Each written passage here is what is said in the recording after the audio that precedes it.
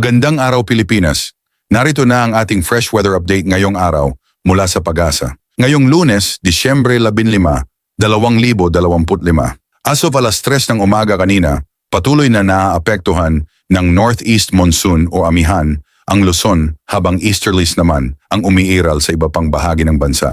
Sa Bicol Region, Caraga, Davao Region, Northern Samar, Eastern Samar at Southern Leyte, inaasahan ang maulap na kalangitan na may kalat-kalat na pag-ulan at thunderstorms dulot ng easterlies na maaaring magdulot ng flash floods o landslides dahil sa katamtaman hanggang malakas na pag-ulan. Samantala, sa Apayao, Kalinga, Mountain Province, Ifugao, Cagayan, Isabela, Quirino, Nueva Vizcaya, Aurora at Quezon, asahan ang maulap na kalangitan na may pag-ulan bunsod ng amihan na may parehong banta ng pagbaha at pagguho ng lupa. Sa Batanes at iba pang bahagi ng Cordillera Administrative Region, maulap ang kalangitan na may mahihinang pag-ulan at walang inaasahang malaking epekto. Para sa Mimaropa, natitirang bahagi ng Visayas at Mindanao, bahagyang maulap hanggang maulap. Sa Metro Manila at natitirang bahagi ng Luzon, bahagyang maulap hanggang maulap ang kalangitan na may isolated light rains dulot ng northeast monsoon.